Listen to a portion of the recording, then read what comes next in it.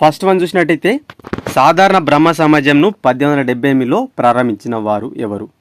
Option A Anand Mohan Bose, option B M G Ranade, option C Swami Vivekananda, option D Dayananda Saraswati. సాధారణ బ్రహ్మ సమాజాన్ని 1878లో ఆనంద్ మోహన్ బోస్ గారు అయితే ప్రారంభించడం జరిగింది. ఓకేనా. అయితే మనకు 1828లో బ్రహ్మ సమాజాన్ని అయితే రాజా రామ్మోహన్ రాయ్ గారు అయితే ప్రారంభించారు. అయితే అంతకంటే ముందే 1815లో ఆత్మీయ సభను ప్రారంభించారు. ఈ ఆత్మీయ సభనే కాలక్రమంలో బ్రహ్మ సమాజంగా మారింది 1828లో. అయితే ఈ 1828లో ప్రారంభమైన బ్రహ్మ సమాజం 1866లో మళ్ళీ చీలిక వచ్చిందన్నమాట. భారతీయ బ్రహ్మ సమాజం అని, అదేవిధంగా ఆది బ్రహ్మ సమాజం అని చీలిపోయింది.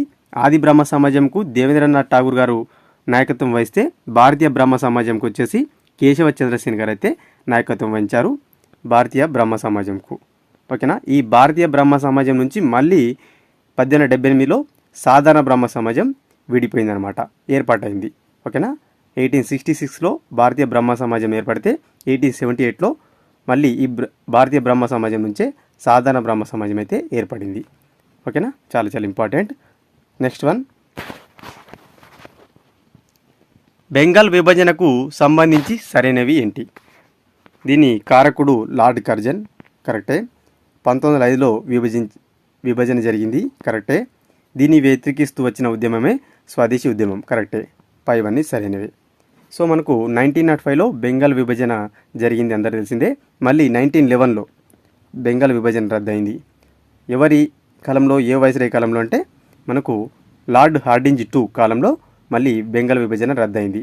ఓకేనా. 1905లో మనకు విభజన చేస్తే 1911లో రద్దు చేశారు. కర్జన్ విభజన కారకుడైతే మళ్ళీ రద్దు చేసిన వైస్రాయ్ ఎవరంటే గుర్తుపెట్టుకోండి, హార్డింజ్ 2. ఓకేనా. కర్జన్కు చూసుకున్నట్టయితే మనకు ఏమని పేరు ఉందంటే మనకు బ్రిటిష్ ఇండియా ఔరంగజేబ్ అనే బిరుదు కూడా ఉంది, గుర్తుపెట్టుకోండి. క్విక్ వైస్రాయ్ అనే పేరు కూడా ఇతనికి గలదు. ఓకేనా. రైతు బాంధవుడు అనే పేరు కూడా లార్డ్ కర్జన్కు ఉంది. ఓకేనా. ఈ విధంగా డీటెయిల్గా చదవండి. క్వశ్చన్ ఏ విధంగా అడిగిన కూడా మనకు చెప్పే అవకాశం ఉంటుంది. నెక్స్ట్ వన్, 3వ రౌండ్ టేబుల్ సమావేశం జరిగిన కాలం అడుగుతున్నారు. సో అందరు తెలిసిందే 3 రౌండ్ టేబుల్ సమావేశాలు అయితే జరుగుతాయి మనకు.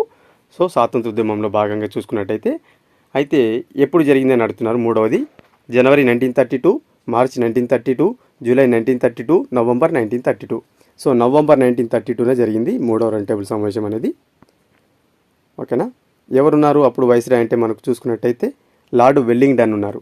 లార్డ్ వెల్లింగ్టన్ 2, 3 సమావేశాలకు లార్డ్ వెల్లింగ్టన్ ఉంటే, మొదటి సమావేశానికి లార్డ్ ఇర్విన్ ఉంటారు. ఓకేనా. లార్డ్ ఇర్విన్ ఉంటారు కాబట్టి లార్డ్ అంటే మొదటి సమావేశానికి జాతీయ కాంగ్రెస్ నాయకులు ఎవరు కూడా హాజరు కాకపోవడం వల్ల ఈ గాంధీ ఇర్విన్ ఒప్పందం జరుగుతుంది. అందుకే రెండవ సమావేశానికి గాంధీజీ హాజరవుతారు.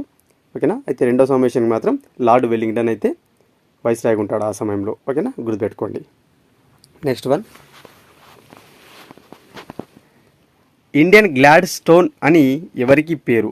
ఇండియన్ గ్లాడ్ స్టోన్ అనే బిరుదు ఎవరికి ఉందని అడుగుతున్నారు. బిఆర్ అంబేద్కర్, దాదాబాయి నౌరోజీ, గోపాలకృష్ణ గోఖలే, బాలగంగాధర్ తిలక్. సో చూసుకున్నట్టయితే దాదాబాయి నౌరోజీ గారికి అయితే ఇండియన్ గ్లాడ్ స్టోన్ అనే బిరుదు గలదు. అందరు తెలిసిందే భారతదేశపు కూర వృద్ధుడు అంటాం. ఓకేనా. అదేవిధంగా ఇండియన్ గ్లాడ్ స్టోన్ అనే బిరుదు కూడా కలదు. ఇంకోటి బిరుదు కూడా ఉంది, అన్అఫీషియల్ అంబాసిడర్ ఆఫ్ ఇండియా అనే బిరుదు కూడా దాదాబాయి నౌరోజీకి ఉంది. ఓకేనా, చాలా చాలా ఇంపార్టెంట్. ఇతని పత్రికలు ఏంటంటే రస్తు గోఫ్తార్, వాయిస్ ఆఫ్ ఇండియా. ఓకేనా, రస్తు గోఫ్తార్తో పాటు వాయిస్ ఆఫ్ ఇండియా అనే రచనలు కూడా ఇతనివే. నెక్స్ట్ వన్, భారత జాతీయోద్యమంలో అతి తక్కువగా పాల్గొన్న వర్గాలేవి? ఈ స్వాతంత్రోద్యమం ఏదైతుందో దీంట్లో తక్కువగా పాల్గొన్న వర్గాలు ఏవి అని అడుగుతున్నారు. పెట్టుబడిదారులు, సంస్థానాధిపతులు, ప్రభుత్వ ఉద్యోగులు, రైతులు. సంస్థానాధిపతులు అయితే తక్కువగా పాల్గొనడం జరిగింది. Option B right answer. Next one, ఏ ఉద్యమ కాలం నుంచి తిలక్ లోకమాన్యగా ప్రసిద్ధి చెందాడు? సో తిలక్ ఏ ఉద్యమం నుంచి లోకమాన్యగా పేరు పొందాడని అడుగుతున్నారు. వందేమాతరం ఉద్యమం, ఖిలాఫత్ ఉద్యమం, హోమ్ రూల్ ఉద్యమం, సాయ నిరాకరణ ఉద్యమం. సో హోమ్ రూల్ ఉద్యమం సందర్భంగా అయితే మనకు ఆ ఉద్యమం నుంచి అయితే అతను లోకమాన్యగా ప్రసిద్ధి చెందాడు. ఓకేనా. అదేవిధంగా ఈ హోమ్ రూల్ ఉద్యమం సందర్భంగానే మనకు ఒక నినాదం కూడా ఇచ్చాడనమాట. స్వరాజ్యం నా జన్మకు, దాన్ని సాధించి తీరుతానని ఈ హోమ్ రూల్ ఉద్యమం సందర్భంగానే అతను చెప్పడం జరుగుతుంది. Option C right answer.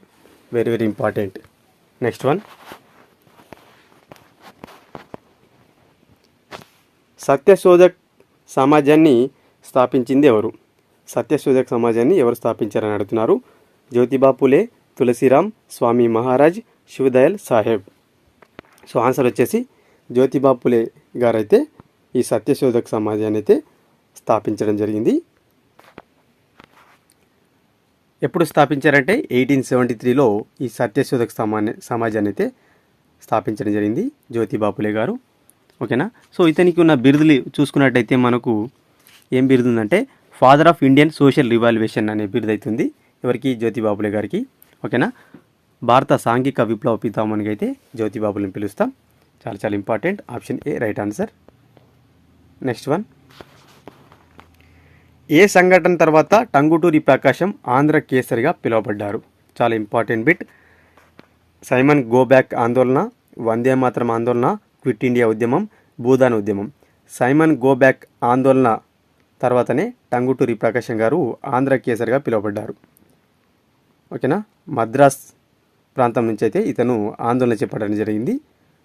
Important, Andhra కాదు, మద్రాస్ ప్రాంతం నుంచి అయితే టంగుటూరి ప్రకాశం గారు అయితే సైమన్ గో బ్యాక్ ఆందోళన చేశారు. అందుకే ఆ తర్వాతనే ఆంధ్ర కేసరిగా పిలువబడ్డారు.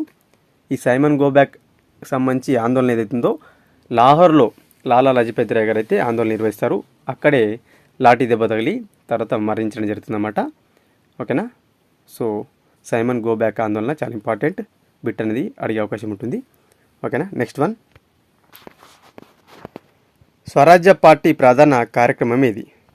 సో స్వరాజ్య పార్టీ అయితే 1923లో ఏర్పాటవుతుంది, అందరికీ తెలిసిందే.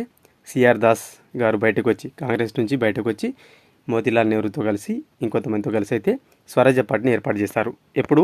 1923న. ఓకేనా. 23లో ఏర్పాటు చేస్తారు. ఈ స్వరాజ్య పార్టీ ప్రధాన కార్యక్రమం ఏదని అడుగుతున్నారు. కౌన్సిల్ ప్రవేశం, రాజ్యాంగ వ్యతిరేకత, గ్రామీణ పునర్నిర్మాణ కార్యక్రమం, పైవేవి కావు. సో కౌన్సిల్ ప్రవేశం అన్నమాట. దీని ప్రధాన కార్యక్రమం ఏంటంటే కౌన్సిల్ ప్రవేశం. అదేవిధంగా ఈ స్వరాజ్య పార్టీ విధానం ఏమంటారంటే గమనంతో కూడిన దేశభక్తి అనే ట్యాగ్ కూడా ఉందన్నమాట ఈ స్వరాజ్య పార్టీకి. గమనంతో కూడిన దేశభక్తి. ఓకేనా. నెక్స్ట్ వన్, పూనాలో దక్కన్ ఎడ్యుకేషన్ సొసైటీని స్థాపించింది ఎవరు? సో పూనాలో దక్కన్ ఎడ్యుకేషన్ సొసైటీని జీజీ అగర్కర్ గారు అయితే స్థాపించడం జరిగింది. చాలా చాలా ఇంపార్టెంట్.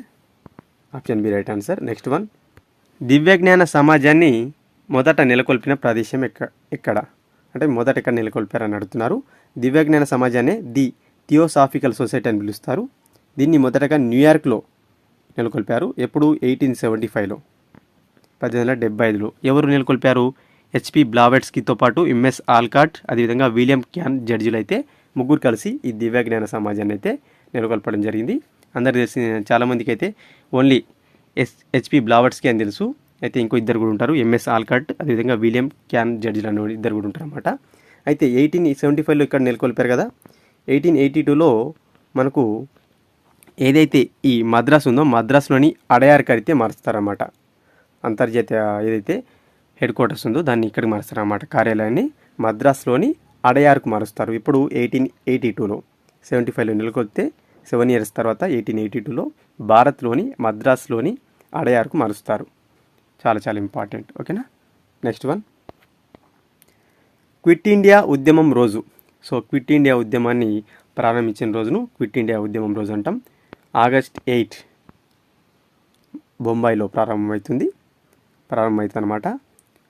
సో భారత్ చోడో అనే పేరు కూడా దీనికి కలదనమాట.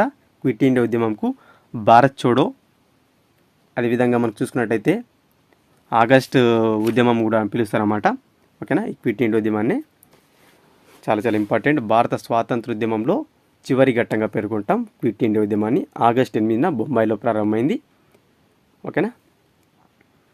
ఇవి ఫ్రెండ్స్ ఇంపార్టెంట్ బిట్స్. వీడియో కనుక నచ్చినట్లయితే లైక్ చేసి షేర్ చేయండి. మరొక ఇంపార్టెంట్ వీడియోతో మీ ముందుంటాను ఫ్రెండ్స్.